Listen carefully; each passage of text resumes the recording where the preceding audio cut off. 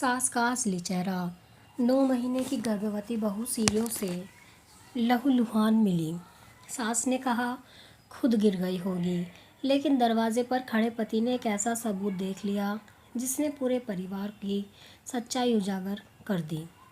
गाजियाबाद के एक पुराने संयुक्त परिवार में नंदिनी की शादी राघव से हुई थी। राघव एक बैंक में नौकरी करता था और सुबह जल्दी निकलकर देर शाम घर लौटता था। घर में राघव की माँ शारदा देवी का ही राज चलता था। बाहर की दुनिया में उन्हें धार्मिक, दयालु और संस्कारी महिला मानती थी, लेकिन घर के अंदर उनका दूसरा ही चेहरा था।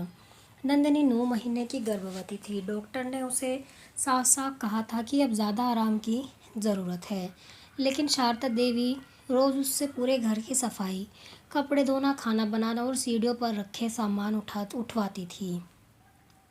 उनका एक ही ताना होता, हमारे ज़माने में औरतें खेत में बच्चे जन्म देती थी, आज की लड़कियों को तो बस बहाने बनाती हैं। नंदिनी सब कुछ सहती रही, क्योंकि उसे उम्मीद थी कि बच्चा आने के बाद शायद सब बदल जाएगा।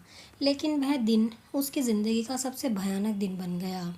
सुबह शारदा देवी ने स्टोर रूम की सफाई करने को कहा तो पहली मंजिल पर था। नंदिनी ने हाथ जोड़कर कहा, माँ जी, डॉक्टर ने सीढ़ियाँ कम चढ़ने को कहा है। शारदा देवी भड़क गई, डॉक्टर घर चला जाएगा या मैं? डर के मारे नंदिनी ऊपर चली गई। सफाई करते समय उसका संतुलन बिगड़ने लगा। उसने रेलिंग पकड़ ली। उसी समय पीछे खड़ी शारदा देवी ने गुस्से में झाड़ू से उसे धक्का दे दिया। नंदिनी का पैर फिसला, वह कई सीढ़ियों से लुढ़कती हुई नीचे आ गिरी। पूरा घर उसकी चीख से गूंज उठा। उसी समय राघव किसी ज़रूरी फाइल के कारण अचानक घर लौट आया। दरवाज़ा खुलते ही उसने देखा सीढ़ियों के नीचे उसकी पत्नी खून से लथपथ पड़ी थी और शारदा देवी के हाथ में वही झाड़ू थी। राघव दौड़कर नंदिनी के पास पहुंचा। उसकी सांसें तेज चल रही थी। वह बार बार सिर्फ एक ही बात कह रही थी, बच्चे को बचा लो। राघव ने तुरंत एम्बुलेंस बुला ली। अस्पताल पहुंचते ही डॉक्टर ने इमरजेंसी ऑपरेशन शुरू कर दिया। कई घंटों की कोशिश के बाद डॉक्टर बाहर आए। उन्होंने कहा, माँ और बच्चा दोनों खतरे से बाहर है, लेकिन कुछ मिनट और देर हो जाती तो दोनों को बचाना मुश्किल था। राघव की आंखों से आंसू बह निकले। अगले दिन अस्पताल की सीसीटीवी फुटेज देखने के लिए पुलिस आई। पता चला कि सीढ़ियों के सामने लगे कैमरे में पूरी घटना रिकॉर्ड हो चुकी थी। वीडियो में साफ दिखाई दे रहा था कि नंदिनी खुद नहीं गिरी थी, उसे पीछे से धक्का दिया गया था। राघव का दिल टूट गया। जिस माँ को वह भगवान मानता था, वही उसकी पत्नी होने वाले बच्चे की जान की दुश्मन निकली।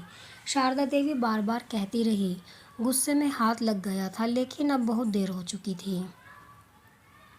राघव ने पुलिस के सामने सच बोल दिया। कुछ दिनों बाद वह अपनी पत्नी और नवजात बेटे आरव को लेकर नए घर में रहने चला गया। घर छोटा था, लेकिन वहाँ डर नहीं था। पहली रात राघव ने बेटे को गोद में लेकर कहा, मैं तुम्हें ऐसा इंसान बनाऊंगा जो रिश्तों से पहले इंसानियत की कद्र करे। नंदिनी मुस्कुरा दी। उसने महसूस किया कि कभी कभी एक घर छोड़ना ही असली घर पाने की शुरुआत होता है। उस दिन राघव ने सिर्फ अपनी पत्नी का साथ नहीं दिया, उसने सच का साथ दिया, और यही फैसला उसके बेटे की सबसे बड़ी विरासत बन गया। अगर आपका अपना परिवार ही गलत हो तो क्या आपको रिश्ते बचाने चाहिए या सच का साथ देना चाहिए? अपनी राय कमेंट में ज़रूर बताइए।